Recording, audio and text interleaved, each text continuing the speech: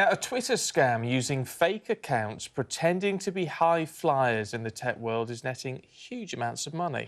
Well, the scammers break into Twitter conversations involving tech giants such as Elon Musk of SpaceX and fool people into sending cryptocurrency to criminal accounts. Well, Toby Beresford is the CEO of Rise Global. Good morning to you. Just how easily are people being taken in by these fake accounts?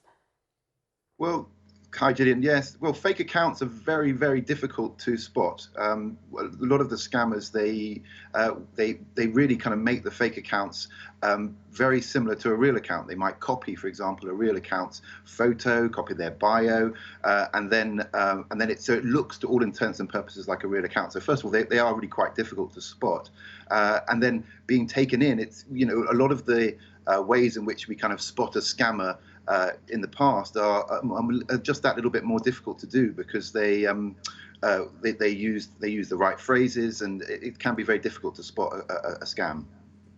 When they attach legitimate names like Elon Musk, that does add that level of legitimacy, and people think, well, if his name is attached to it, it must be real.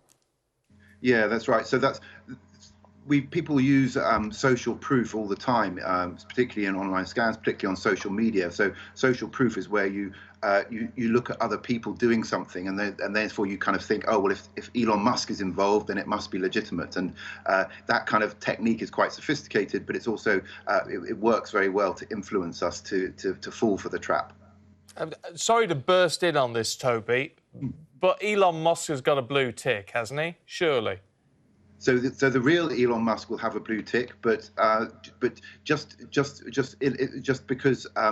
So you've got another. So you've got an Elon Musk account without a blue tick saying "Send me some money and I'll send you some more back," and people fall for that. Well, I mean, people have been falling for these kind of online scams for ages. I mean, the trouble is, if it's new, people can tend to fall for it. And of course, this is happening in a world of cryptocurrency, which is this internet cash that people have been very excited about over the last year. And whenever there's something new, there's lots of froth, there's lots of confusion, and people can get greedy, I think, as well. People can think, oh, this might be a real way for me to make money, and of course, there can be scammers at the end of it. And is there anyone highlighting these fraudulent transactions? Is there anyone policing these fake accounts? No, I think that's a good question. I mean, Twitter themselves are obviously trying to police the fake accounts, but there's only so much that they can do, because one of the issues on a platform like Twitter, of course, is that some fake accounts are okay. So we have comedy accounts such as Queen_UK, which makes people laugh and it pretends to be from the Queen, but it's known as a parody account. So it's okay to have some fake accounts. It's just so it's very difficult for Twitter to figure out which ones are the good ones, inverted commas, and which ones are the bad ones. So what needs to be done, in your opinion? Well, I think the main thing that's not really happening at the moment is that Twitter aren't getting involved in a kind of a public forum, so say with government or with other industry, to think through what should be the policies and what should be the way in which we police this system. That might be working with bodies of international bodies like the United Nations. It might be working with sort of local governments as well. It doesn't matter who, but I think that the idea that Twitter can kind of do all of this on its own is the main mistake. That we can't expect one private company to kind of police the whole kind of public conversation of 350 million people. I think it's just absurd. So I think the main thing that they need to do is to set up some sort of common forum where we can all get together and really discuss what should be done, how we can involve police in the matter, how we can involve the digital justice system, and actually then we can start to sort of clamp down and clean up the public debate. Because I think Twitter is a useful forum, but it just needs all of us to kind of work together to clean it up. I suppose it does come down to the individual as well. Is there a checklist that people can go through to make sure that they're not being taken for a ride by these fake accounts?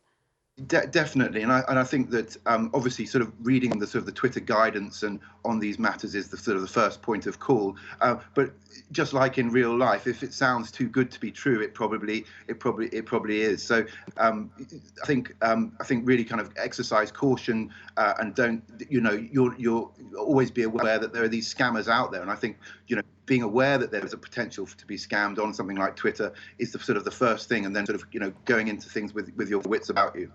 Yes, information is power. Toby Beresford, thank you. Honestly, I think it's blowing it up out of all proportion. Well, you think that people should know that it's a scam, but I think I can see how people would be taken in. Well, I mean, look, if I said to someone, if you give me £1, I'll give you 5 back. I mean, it's clearly nonsense, isn't it? It's clearly nonsense. Well, and especially when it's someone with millions of followers like that, clearly they haven't got millions of followers on that account, and they haven't got a blue tick. I can see how people can be taken in, but it's good to have the information out there so that you're aware. It's on their radar now, hopefully. We don't have it all, we don't have all this regulation around emails, your Nigerian businessman saying, I'll send you £1 million if you send me £5,000 to activate the account. Other crooks are available. Well, no, but that was a sort of common one, wasn't it? And that isn't all sort of regulated. People just said, oh, that's clearly rubbish. Well, a lot of people taken in by that. Well, be aware, be aware. I wouldn't say that they're silly. I would say that they're not informed, and they should be aware. Oh, you're so much more diplomatic than me, Gillian, aren't you? She is. Good job you're here. Stay with us here on Sunrise. Still to come, we look ahead to the Empire Film Awards in London tonight, in which a superstar will be receiving the Legend of a Lifetime Award.